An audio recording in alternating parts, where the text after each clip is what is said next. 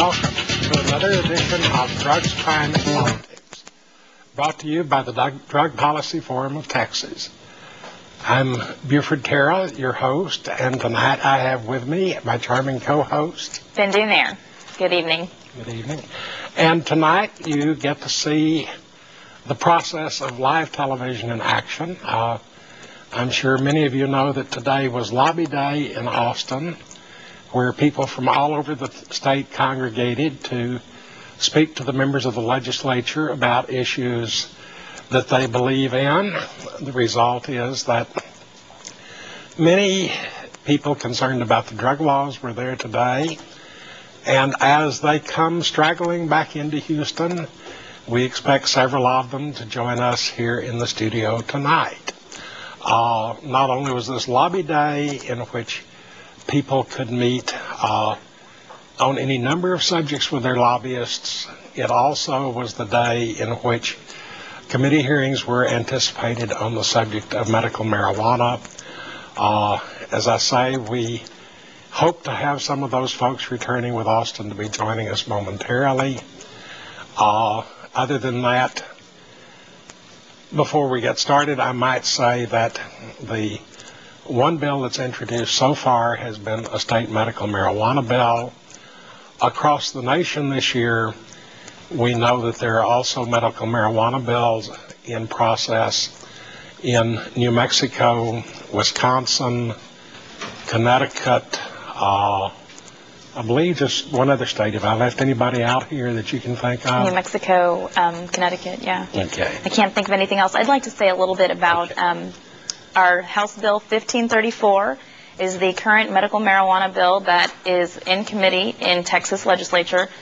And what that does is it does not change any criminal laws whatsoever, but it does add an amendment to the Health and Safety Code to create an affirmative defense to prosecution for people who use marijuana based on their physician recommendations. What this does is, as the law stands in Texas, many people may not know this, and honestly, a lot of the staff aides of representatives did not know this at all, that in court, you cannot use the defense if your physician has recommended it. If you have one of the ailments that studies have shown that medical marijuana can improve, you cannot say in court, if arrested for a state offense, that you had a medical necessity or a physician talked to you and recommended it to you. So basically, it's not lessening any criminal offense. It's not a get-out-of-jail-free card, but it is, you're allowed to tell the 12 men and women of a jury that this isn't for personal possession, this isn't for recreational use, this isn't distribution or selling or cultivating. This is for my personal medical use. So, might correct you just a little bit. In most cases, personal possession of marijuana would be a misdemeanor, so it would be a 6-person jury rather than 12. Mm-hmm. So this is really a very conservative approach to changing the law. Mm-hmm. I feel like it would be personally much better to write it in as an exception to the statute, which would interfere at the level of the original arrest rather than allowing the police the discretion to arrest and make the defendant go through trial to raise it. But right. It's still one approach that's viable. We're not criminalizing patients that are merely using it to try to alleviate their own symptoms as opposed to, I guess, someone who's trying to distribute. Yeah. So. Mm-hmm. We do have the phone lines available tonight. This is a question that I'm sure is one that many of you are interested in. So please feel free to call in with any questions or any comments that you might have on the subject. And the phone number is 713, I think it's written here, 713-807-1794. That's it. Okay. So if anyone would like to call in, it's also on the television screen. So please go ahead and call in with your questions and comments. Okay. I might also add one other thing while we're getting started here tonight. I have recently started writing a weblog or blog about drug laws. So if anyone wants to look and see what I've been saying about it recently, or to add their own comments, it's at http://TerrellDrugLaws, all is one word, .blogspot.com. That's TerrellDrugLaws.blogspot.com. And once again, I welcome your comments there. So, I'll be sure to check that out. and I try to keep the topics pretty well varied. We have a phone call. Hello, caller, you're on the air. Hello, caller, you're on the air. Yes, I was there today at the legislative day. Yes. And I'd like to tell you that I just turned the program on. I was a little tired from driving back and forth. But it was a really productive day. We had a lot of great people coming forth up there at the legislation. Miss Huff, there was several others that stood behind what we were asking them to do. That's all I want to say. Well, good. Did you seem to get a good response from the legislators? Yes, that's what I'm saying. We got. I felt we got a good response from the people that we went to see. Well, good. As a matter of fact, I'm going back up Friday to bring them some pamphlets. They asked they would like to be better informed. Well, wonderful. I think that's an encouraging sign. Thank you. All right. Thank you so much for your call. So if they're actually asking for information, that doesn't seem like it's the usual run-for-cover attitude. Most people weren't as evasive as we expected. In fact, they were asking for more information, giving their own personal anecdotes of what they understood to be the law, and very surprised. Some of them were very surprised when they found out that you can't use the medical aspect. You can't, if a physician has recommended, if you have a bona fide medical condition, that you cannot even raise that issue in court. So some people were very surprised to hear that and wanted more information.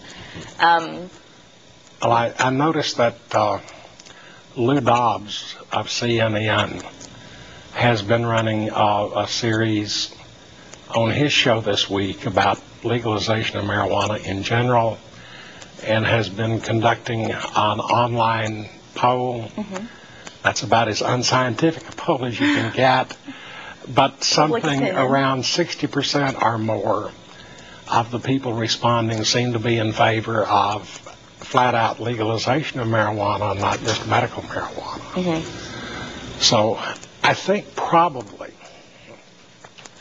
in terms of the public at least, the corner has been turned. It's just going from the people to the legislature that seems to be the big problem here. Right. And that's why we need more people going out, not just on lobby day, but going to your local representatives, writing those letters, harassing them in their offices. That's the only way we're going to get anything done, actually. So today was a very productive day, as our caller mentioned, but it's not just one day is lobby day. Every day is lobby day.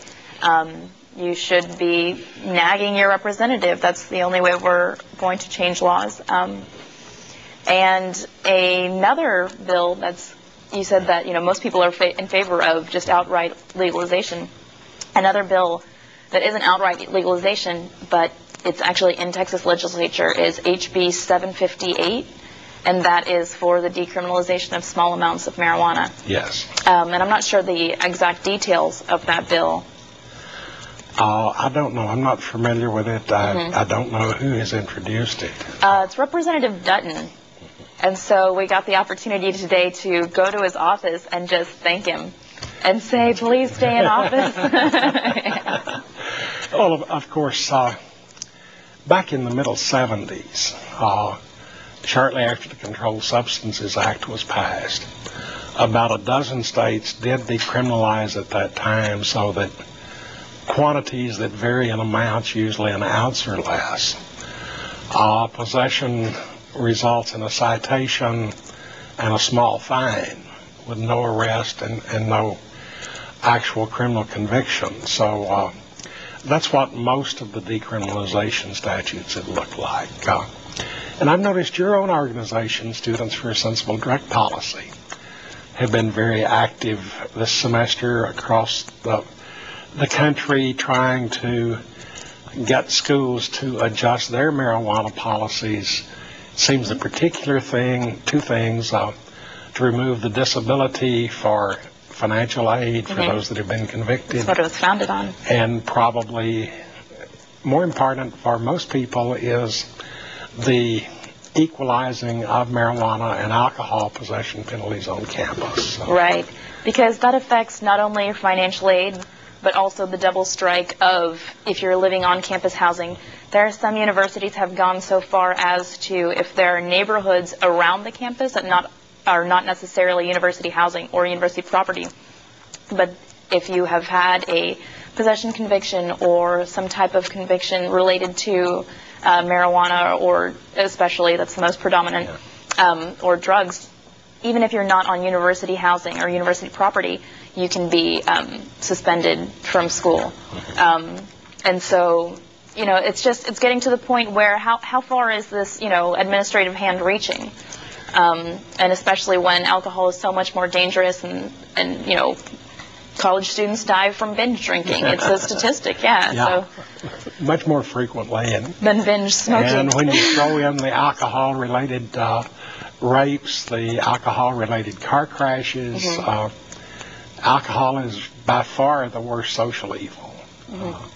There's nothing that really can compare with it. So, and on the federal level, of course, we've had a big change in lineup with the Democratic majority coming in, and on one particular House subcommittee, Mark Souter, that horrible, totally irrational drug the devil from Indiana, has been replaced by Dennis Kucinich as subcommittee chairman, and Representative Kucinich has already said that he will be introducing a bill that will exclude state medical marijuana from the Controlled Substances Act, so that possession of medical marijuana in a state that has legalized it will not be a violation of the federal statutes either. Now, oh wow! Of course, it's questionable how far he can get with it. The House leadership seems to have much more important things on their mind this term,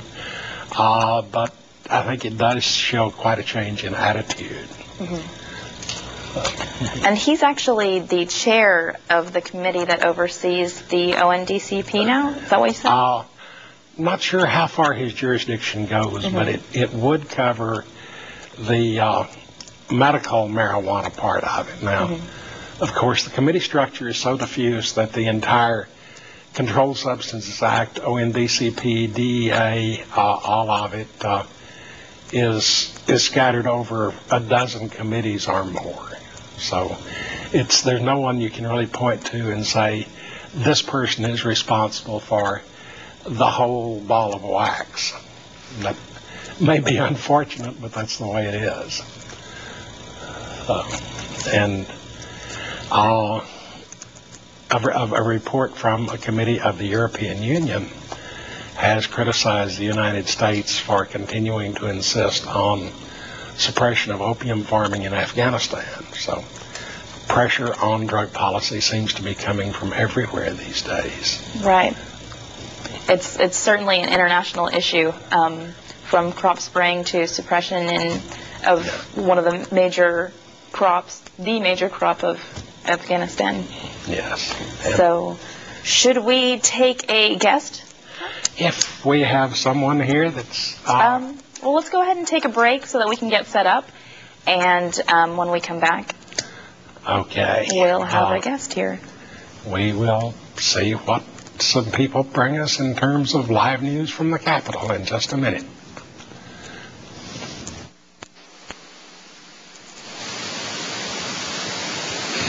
I'm Marcia Rosenbaum, and I direct the San Francisco office of the Drug Policy Alliance.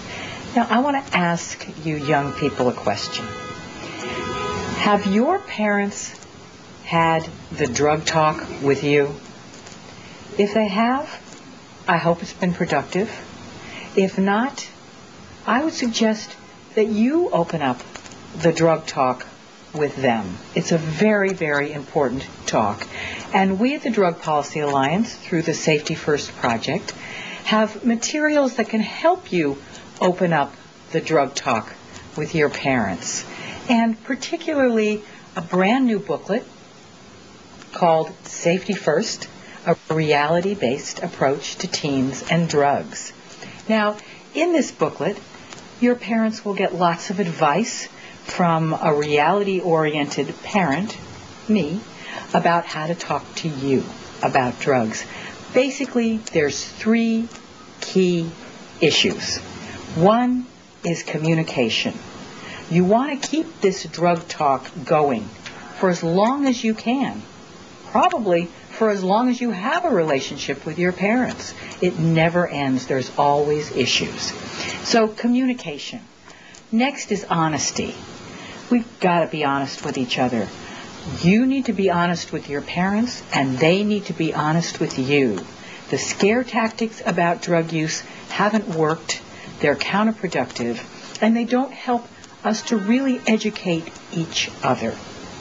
And then finally, and maybe most important, is you want to have a solid relationship that is based on values that hold safety as ultimately the most important element of your drug talk. Safety is really the bottom line when it comes to how we should handle the issue of alcohol and other drugs. So I urge you, open up the drug talk. If you're a young person, open it up with your parents. If you're a parent, open it up with your kids. Go to www.safetyfirst, and you'll find lots and lots of resources there. And good luck. Thank you.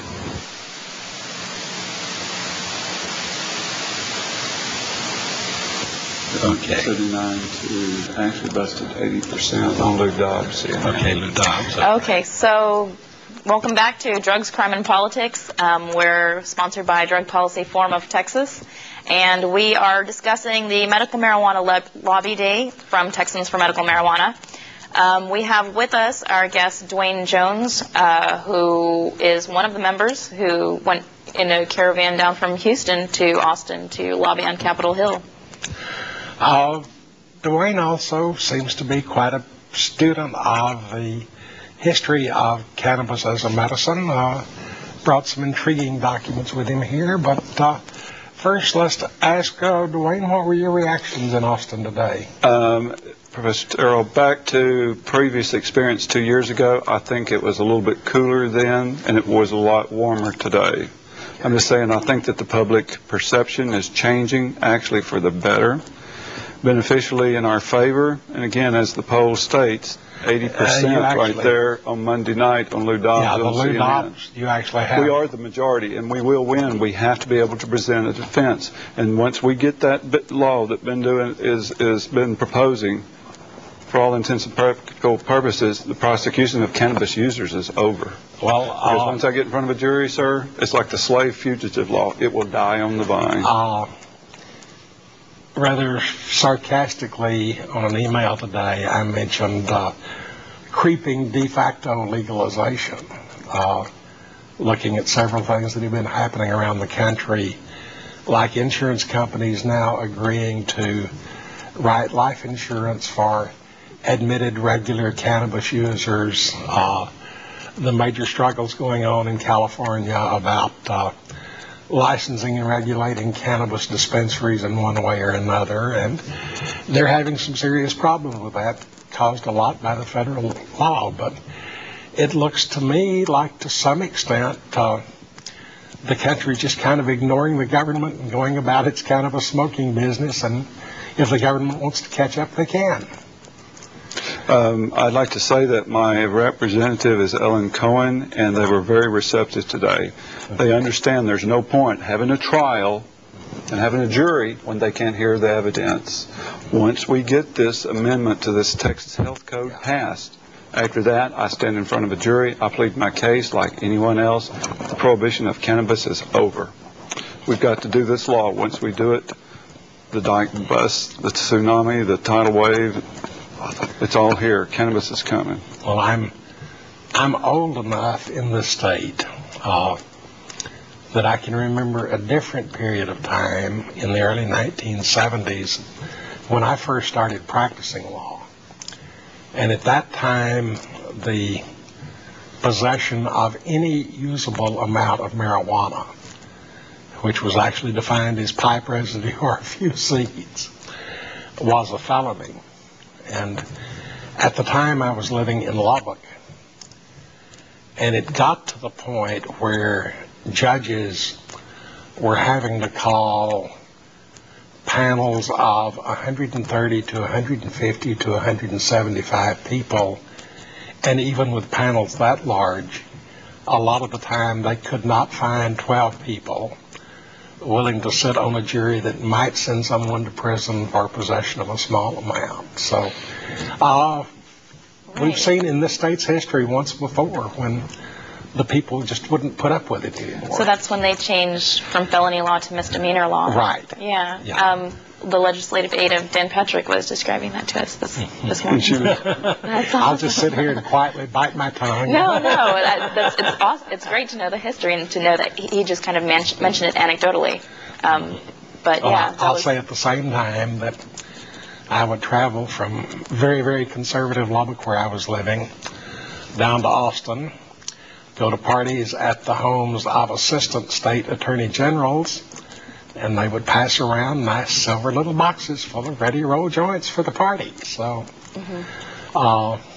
there was a lot of disbelief in the law all the way from the very bottom to the very top.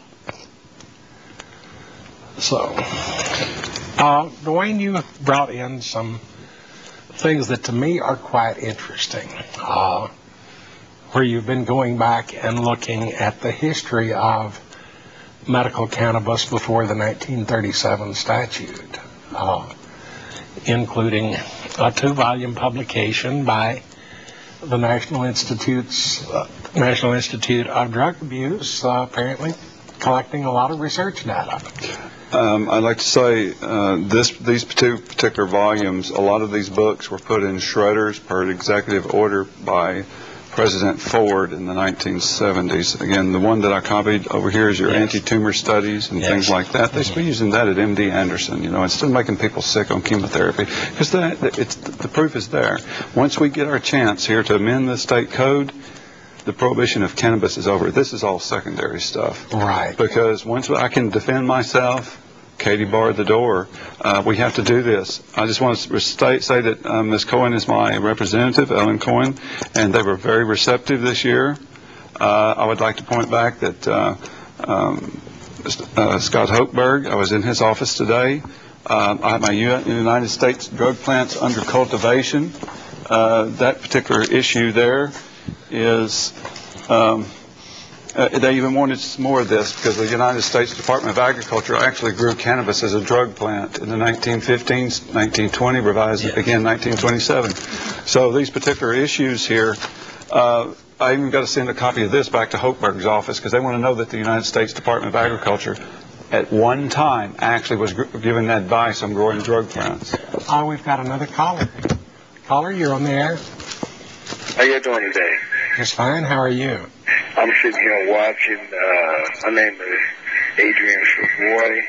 I'm also a producer there for 17. I do a great job. But I'm real interested about the policy. So you mean to tell me it's not going to be a misdemeanor charge as well? As I understand the proposed statute, possession will still be a misdemeanor in Texas. But if you're charged with possession, you can raise the defense that you are using it after consultation with a doctor for medical purposes, and if the jury believes that, then they will have to find you innocent of the possession charge. But if you're not using it as medicine, it would still be a misdemeanor. So if you was using it for a pain relief, muscle. If you were doing it after consultation with your doctor, that would come under this statute, as I understand it. So other words, you have to go to your doctor and get a prescription? Actually, what this bill, let me go ahead because I've got a fact sheet right here. Yeah.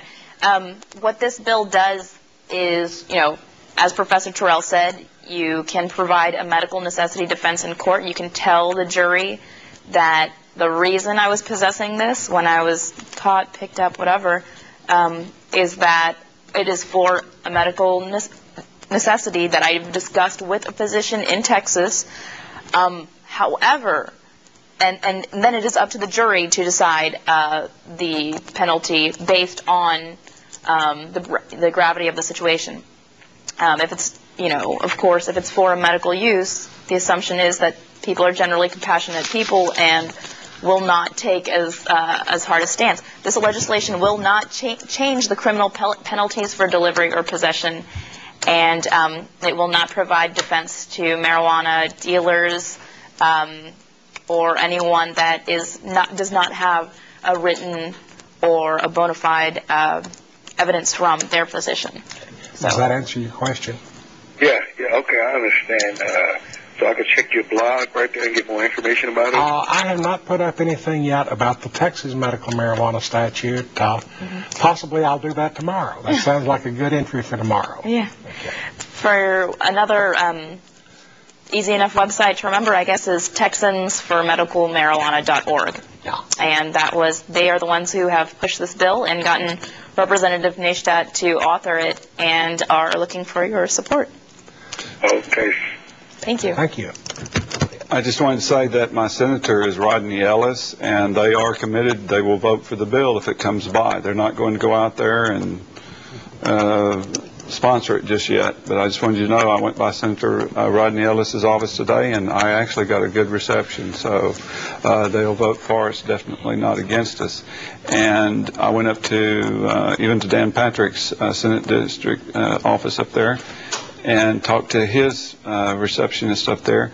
And since he has a radio program, I think I'll call in and ask him on the air. And I actually told her that I was going to call him that, and then all of a sudden she wrote the question down.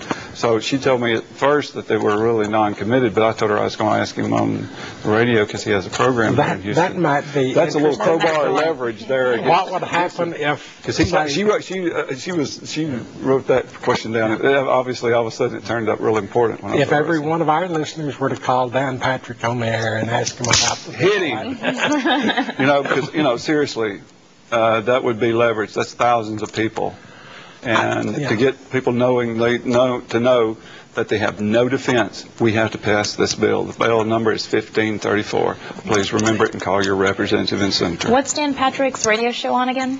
What station is it? KSEV 700. 700. 700. That's AM. Yes, it is. And I think this is acronyms. I'd say this is something that I repeat every show, that deep down most elected representatives understand that the voters are their bosses. And if they hear directly from you, it's better that they have to look you in the face across their desk than really answer the telephone. But if they hear directly from you by letter, by telephone, and you tell them that this is an issue that's important to you and that you will remember how they act about it, it has some effect. I would say that 1 3-minute conversation with your own representative probably does more good than 5 hours of griping in the coffee shop about it. It's coming up time to take another break. But after we take the break, we will be back again to find out more about what happened in Austin today and maybe more about medical cannabis in general. So let's see what's happening around the world beyond the show. It's time to play Name That Drug by its side effects. Swelling of the lips, bloating, death. You'll never get this in 10 seconds. This new medicine is undergoing trials in Canada. It's made from a sea creature. It's hundreds of times more powerful than heroin. It helps those in great pain, like cancer patients. This med also helps cure heroin addiction. They said that 100 years ago when heroin displaced morphine. Time's up. The answer, from the yellow pufferfish, tetrodetoxin.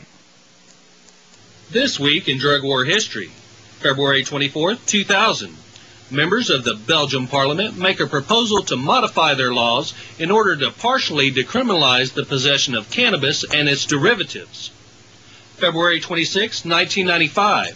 Former mayor of San Francisco, Frank Jordan, is quoted in the Los Angeles Times, "I have no problem whatsoever with the use of marijuana for medical purposes. I am sensitive and compassionate to people who have legitimate needs." February 27, 1999. Conservative William F. Buckley Jr. is quoted in the New York Post, "Even if one takes every reefer madness allegation of the prohibitionists at face value, prohibition has done far more to far more people than marijuana ever could." February 28, 2000. UPI reports that Spanish researchers said the chemical in marijuana that produces a high shows promise as a weapon against deadly brain tumors. March 1st, 1915. The Harrison Narcotics Act goes into legal effect, beginning prohibition of drugs. March 1st, 1999. The advice columnist Abigail Van Buren, in her popular column Dear Abby, writes, "I agree that marijuana laws are overdue for an overhaul. I also favor medical marijuana use if it is prescribed by a physician." This is Steve Nolan for the Drug Truth Network.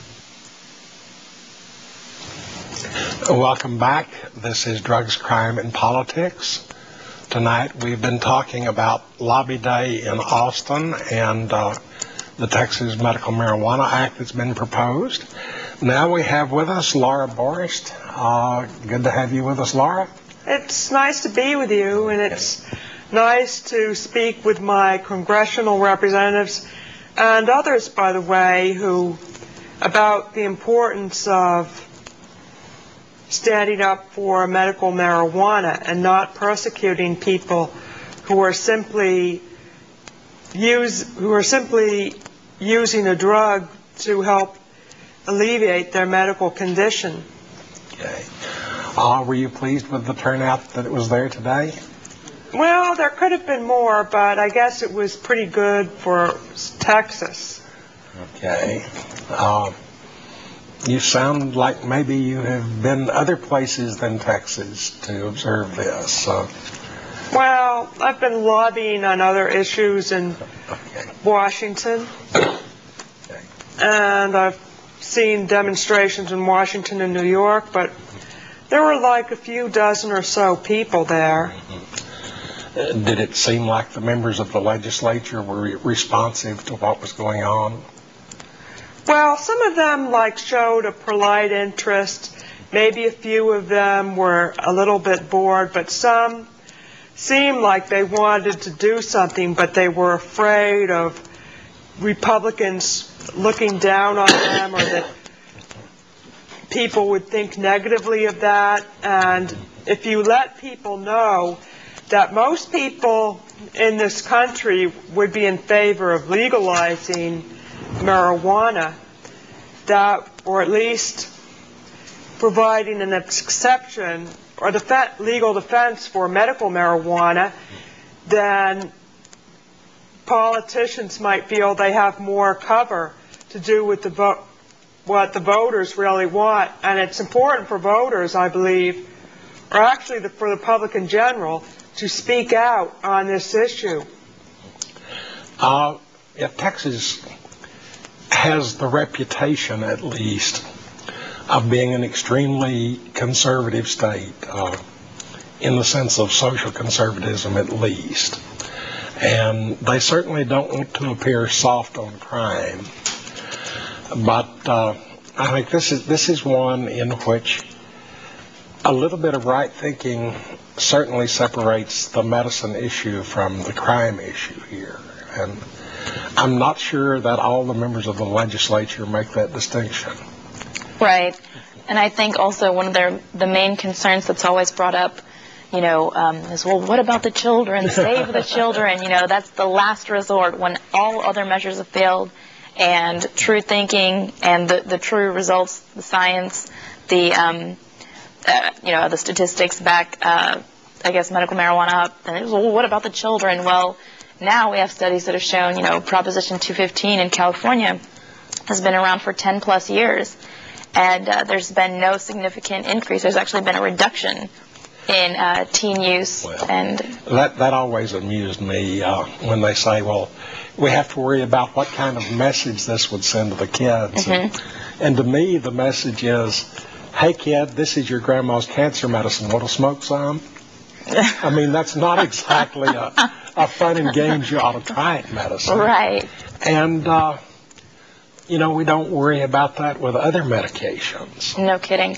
Something that I really kind of opened my eyes today, I was talking with a Texas educator who completely supports the cause, very well articulated, intelligent person, but because of they are a Texas educator, they cannot speak openly about this subject. And they were saying that their main concern, if you ask principals, vice principals, is not marijuana anymore. You know, nowadays the problem is, you know, the prescription medications, Xanax, you know, Zoloft, Valium, Vicodin. And the opioids and opiates especially. Right. You know, the prescription pills that they're stealing from the medicine cabinets because, you know, these are odorless, small quantities. You can fit many tablets in a pen, even one this size. And so that's actually becoming their main problem. So my big question is, you know, if Vicodin had grown from the ground, would it be illegal now? I think the problem here is at least twofold. One is you don't buy Vicodin from a seedy character on the street corner. But you can. You can, and and you don't have to stick a needle in your arm or smoke something. That's part of it. The other part is by making this a law about drugs instead of having laws about drug using, the kids assume that if it's legal, it's safe, and since they stole these from Mama's medicine cabinet, there's no way they can be hurt by them. And it's just silly thinking to say that heroin and marijuana are bad, but morphine and Ritalin are good.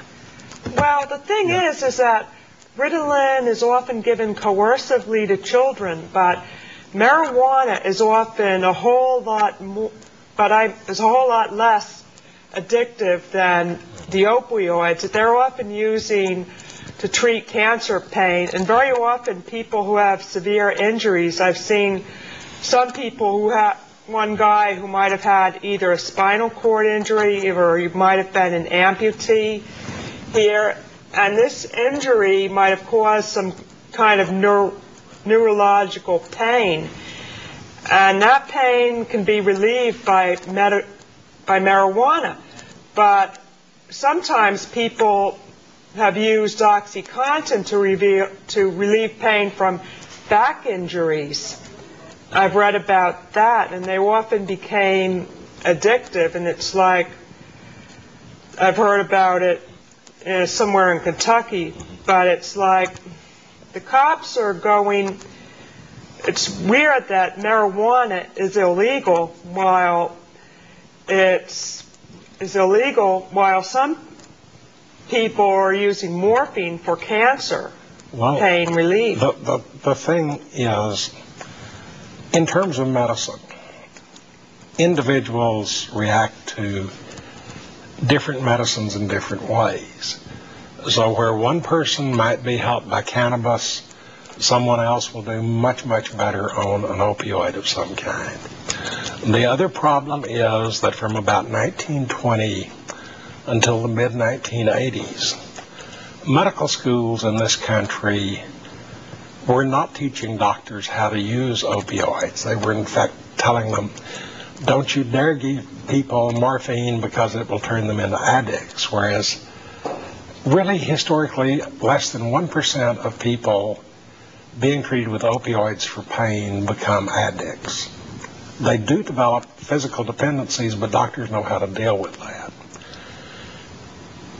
General practitioners in particular, and even orthopods, aren't really trained in pain relief. There are now, and have been for about 20 years, pain specialists in this country that are quite skillful in administering opioids and other kinds of pain relief, including a lot of them cannabis. So a lot of times it's just the mixture of a poorly trained doctor, a patient who's not getting the treatment he needs, the illegal nature of cannabis that prevents the right kind of mixture from being given. Well, and I have to add in, pain is such an evolving field. We've gone from knowing so little to knowing, I guess, just a little bit more. Pain is something that evolves in the human body so quickly and so rapidly and in such complex manners that it is very hard to diagnose and specifically have. And it's only been the last 20 years that there have been pain specialists within the medical field. Exactly. It's something that I'm studying myself. But one of the big things that I think she kind of mentioned, our guest kind of mentioned it, is spinal cord injured patients, people with neurotrauma. Neuropathic pain is a classic symptom of central nervous system trauma, and people who take opiates for it, the opioid pathway, like, it doesn't really react on the opioid pathway to alleviate that pain. So where can you turn for relief when you can't use the conventional methods? Well, the other thing, I know pain doctors who routinely maintain patients at rates of 3,000 milligram equivalents or so of opioids a day. Mm-hmm. That's about 20 times the normal lethal dose. Yet most general practitioners and internists would be scared to death to even start to give someone that much of an opioid. The result is people are getting partial or no relief and get out on the streets to make up the difference, and then start getting in trouble with poor management of their medication. Mm-hmm. So, and I've heard cases of problems where methadone is used as a pain reliever. Sure. And methadone is very slow acting, and that could cause people to take an overdose. I read about this in the newsletter put out by the ICSPP, www.icspp.org. Yeah, methadone was originally developed by the Germans in the 1930s and 40s as a substitute for morphine when they were afraid the war would cut off their access to opium. It's a good pain relief drug in that it's slow onset and long duration. One dose can last up to 24 hours. So that for someone who's in constant pain and needs a steadily maintained dose level, methadone is a very good drug to use in treating them, but it has the problem, as you mentioned, that it doesn't have a quick onset. You might take it and it could be 3 to 4 hours before you would feel relief.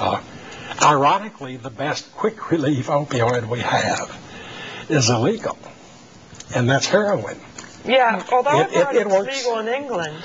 For some purposes, and also in Australia it's still prescribed for pain, but it has a much more rapid onset of effect than morphine, although other than that the two of them are basically equivalent.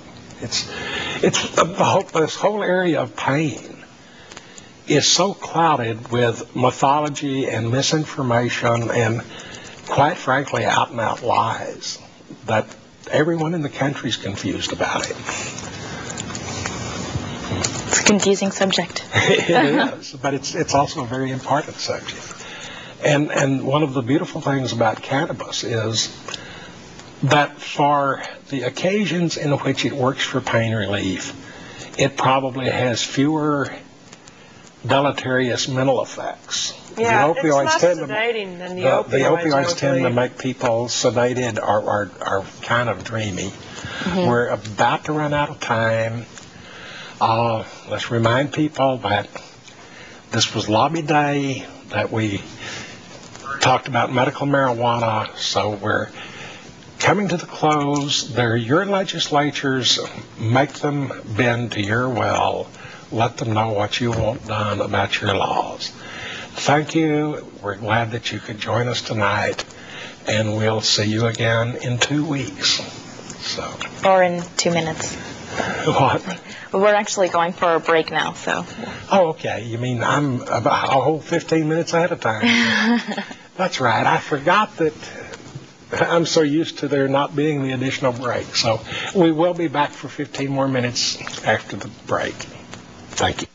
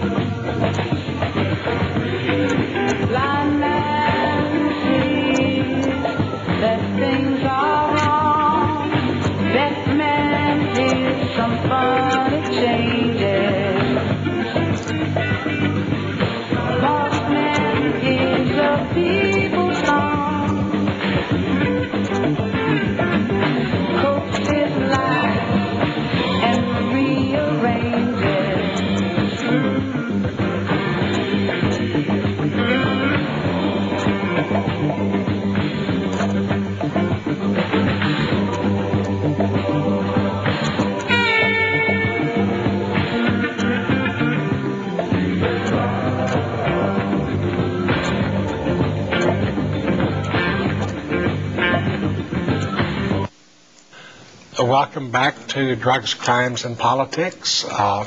We've been having a discussion tonight primarily about the legislative day in Austin and medical marijuana. We're joined now by Tom Loud. Glad to have you with us, Tom. Thank you, Buford, Bindu, and pleasure to be on the show. And you mentioned earlier about insurance, and just as an aside, there is a company, Dairyland, will cover homeowners in medical marijuana states and cover your plans against natural disasters, thieves, and police. Okay. So I was going to ask how you distinguish between natural disasters and police. I think you get more paperwork with the police. Okay, yeah. So, lobby day in Austin, boy, what fun. Telling perfectly straight people that some people need to smoke marijuana.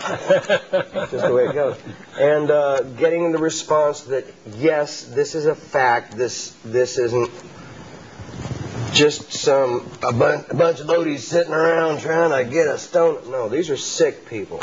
Yeah. And the recognition that this is going on, and the response has been very, very positive. What we need, though, is for you guys to call. Think about who your representative is and your state senator. Give them both a call. Hey, make it a prank call party. Invite all your friends over. Sounds like fun. But the more calls they get, the more effective it is. That's right. Right. Whose offices did you visit today? Oh, gosh. Howard, Bolton, Rodney Ellis, Ellen Cohen, who's my rep. Yeah. And, again, a tremendous response.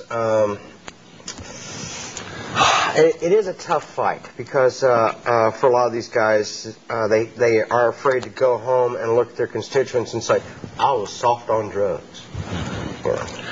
Well, I've been reading the papers this week, and this, I think, very clearly ties into another major confrontation that's building in Austin, and that is the governor wanting 4,000 more prison beds. Now, it wouldn't take freeing many people in prison for simple possession of drugs to free up more than those beds. We have never implemented those that the state authorized for therapy under Ann Richards, lo, these 2, if you call them that, governors ago. And we're currently seeing great series of stories out of both the Harris County and the Dallas County jails about overcrowding in those jails and the poor treatment of prisoners in them. And in the Harris County, an inexcusable number of inmate deaths caused by overcrowding. And when you get right down to it, a major cause, especially of the local jail overcrowding, are nationwide those 700 and some odd thousand arrests for mere marijuana possession each year. Now, 1 million people a year arrested for mere possession of marijuana is kind of outlandish. Yes. And it just goes on and on. Part of the problem was the number of prisoners who had perished between their arrest and their conviction. That's right.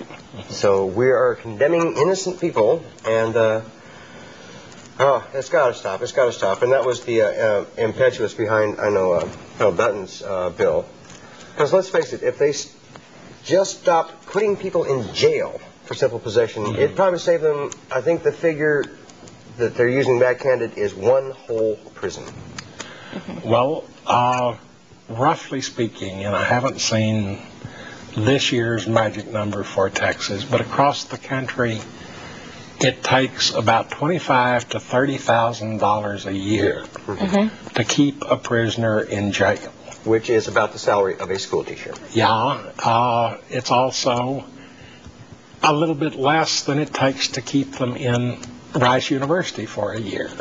Ooh, so you can send them to Rice or jail for the same amount.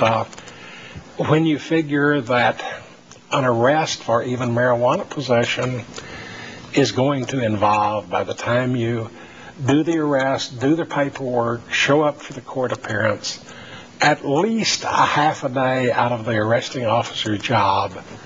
And I know we see in the paper every week that we don't have enough police officers in the street in Houston. This is a very, very foolish way to be spending our money. Especially, the decriminalization bill and the HB 1534 that is supporting, the medical marijuana aspect.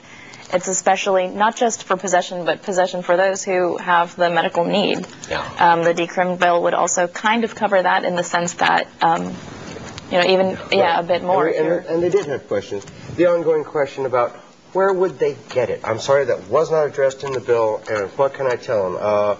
It's going to come down to, especially I know the officers are going to look at it this way, if you possess marijuana, it's really not going to matter much whether it's in a baggie or growing in a pot, I think, in the end. Yeah, I think so. And right now in California, we're seeing horrible problems as they're trying to institute some sort of dispensary system, make it easy to buy. And especially with officers within the departments cooperating with the DEA without the knowledge of their supervisors. Right. I'm sorry, that's wrong. But progress in 1923 or 4, the New York legislature got together and passed a law that in effect said, tell the Federal Bureau of Prohibition to enforce its own laws. They wrote the stinking law. They can enforce it. New York cops are not going to play that game anymore at all. And if the Texas legislature simply told the federal government, enforce your own laws, we're not going to play the game, it would save us a lot of money and trouble both. Slow steps, small steps. We're looking forward to progress, but it's going to take your help. Call tomorrow during the day. Call your legislator. Call your state representative and senator, and then Sunday, get your buddies together for calling the radio show. Yeah. Okay. The more I like it, the more I think that Dan Patrick's telephones on that show should just be swamped by medical marijuana advocates and decriminalization. Well, you've got to bring it into your daily conversation, kids, because let's face it, when we say 75% of Texans approved of medical marijuana, this is ordinary, average people in their homes who don't think about this every day like we do, who get a telephone call and said, what do you think about medical marijuana? 75% of them, out of the blue, say, duh, makes perfect sense to me.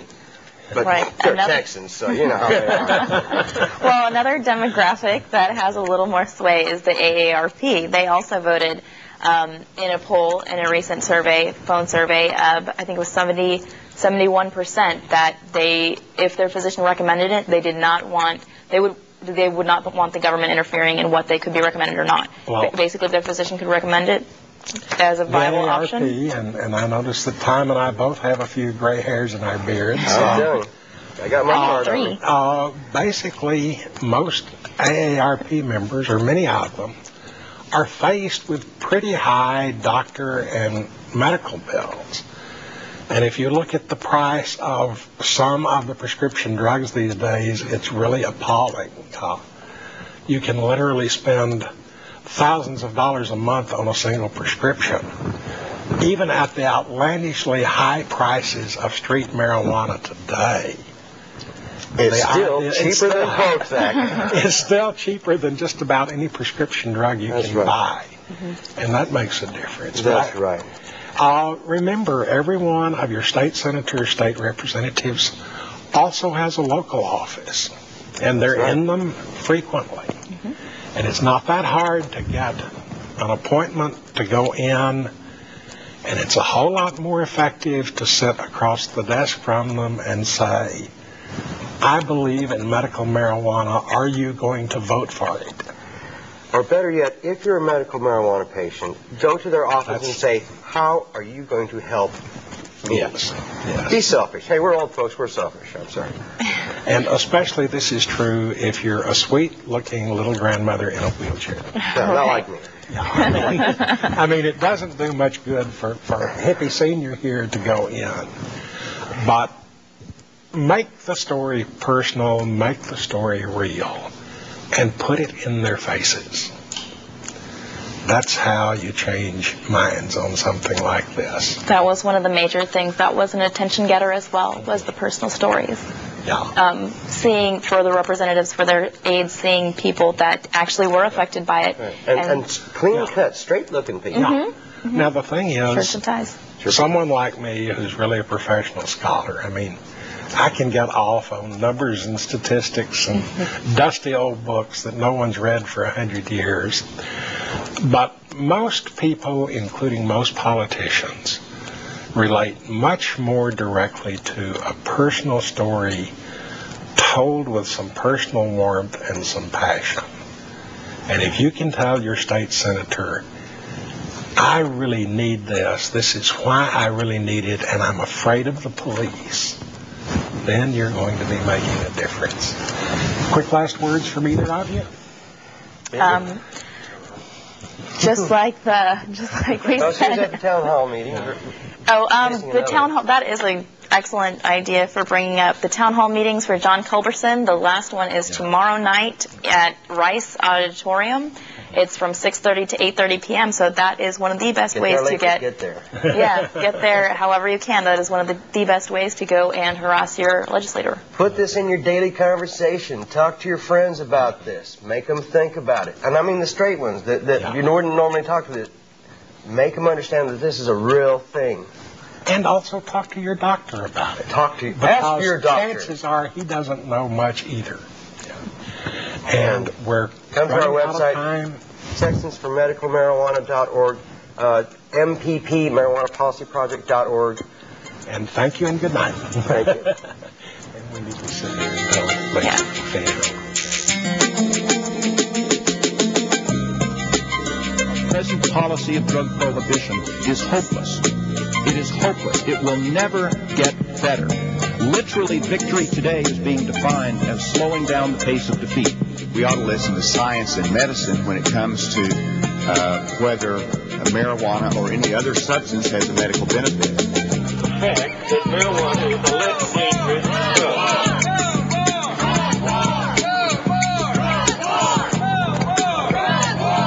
We're going full-blown into a program that has failed and failed every other time we've tried it. Please point out one success in 30 years of an eradication program that has stopped drugs from coming in this country. Point out one success, because I reviewed that research and there isn't.